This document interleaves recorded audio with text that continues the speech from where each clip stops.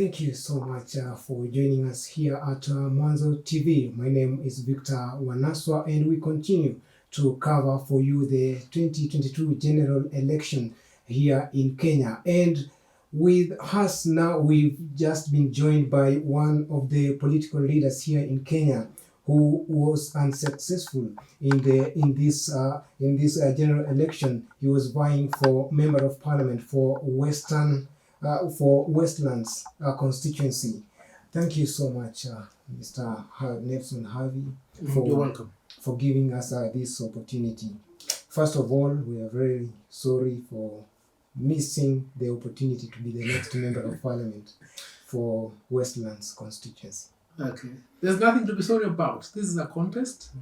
The people win even when they don't elect one as the MP. So we've seen other political leaders conceding defeat. How do you think that you are accorded a fair ground? The election is a contest where people decide who they want as their MP. I subjected them to the people. The people have decided. Whether or not they made a correct decision is none of my business. It was their business to elect. And then, what are some of the things that maybe you wanted to do for the people of Westlands that even being outside or even after you not making it to be the next member of parliament, you would like the next member of parliament to implement?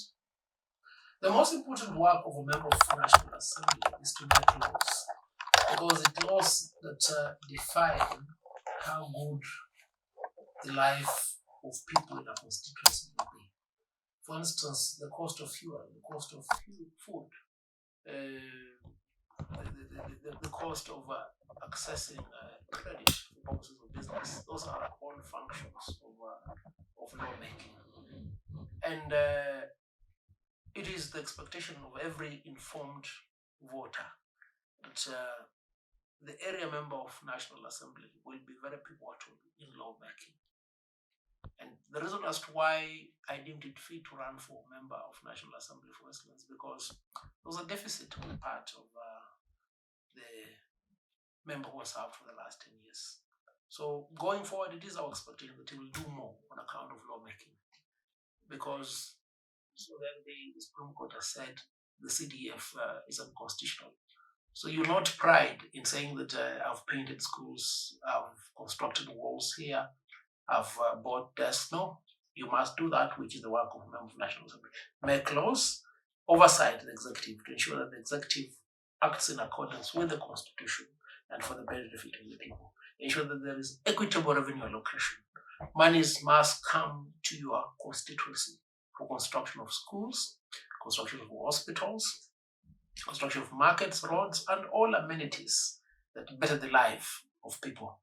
Now, those key are fundamental. We look forward to seeing how best the area member of National Assembly will fare on those two categories. And then we witnessed a lot of challenges when it comes to these elections, especially during the identification of voters. Do you think with all those challenges that IEBC was ready to conduct a free, a well-organized election? Yes, there were teething problems about Kim's voter identification, but the malfunction, if any, in certain polling stations was repaired pretty fast. Look, they are bound to be machine errors and human negligence in an exercise of this kind. That notwithstanding, IBC did a fantastic job here in Westlands. We have nothing to complain about it. And then the process of tallying the presidential results commenced already, and we have been seeing as the results streaming at the Bomas, the National Tallying Center. Can you comment about some of the number of votes that we already received? So far, William Samoei Ruto is on the lead, as expected. We had a big problem when we were going for this election.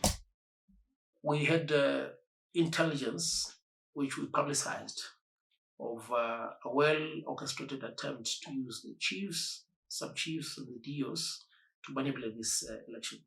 To a large extent, they managed to do that, especially here in Nairobi, insofar as the elections of members of National Assembly is concerned.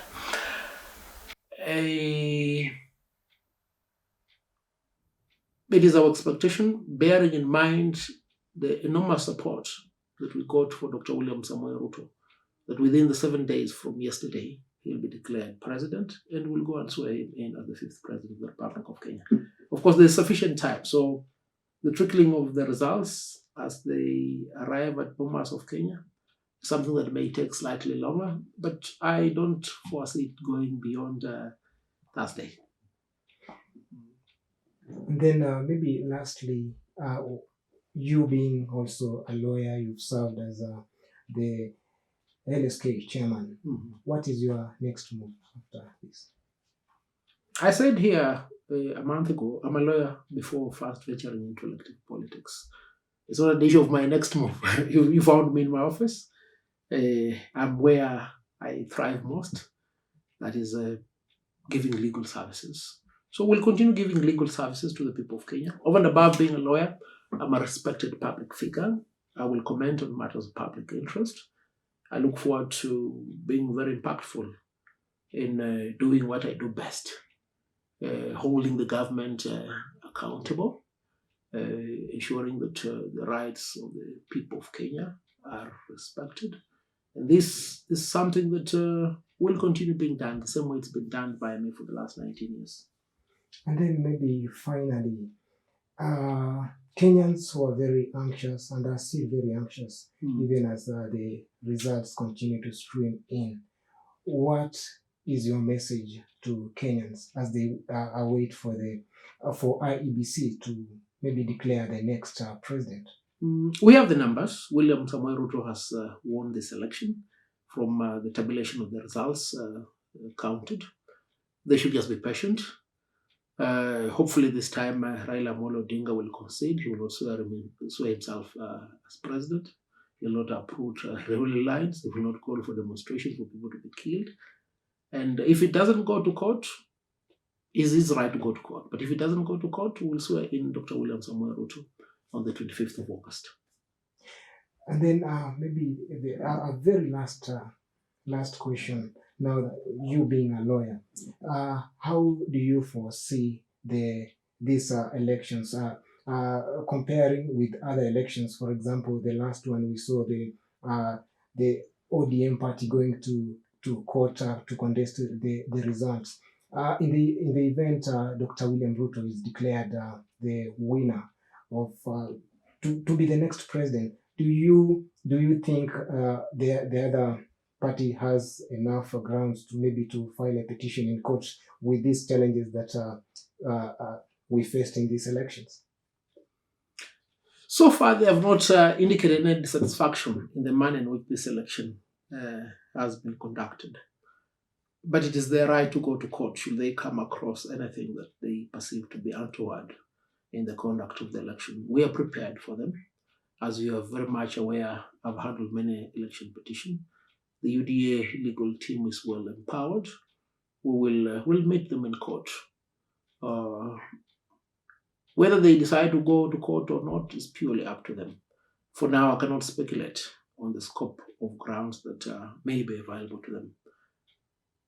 To a large extent, save for those small hiccups, the election has been free and fair. And both camps appear to be satisfied because we are satisfied, they are satisfied. Yeah. Thank you so much. You're most welcome.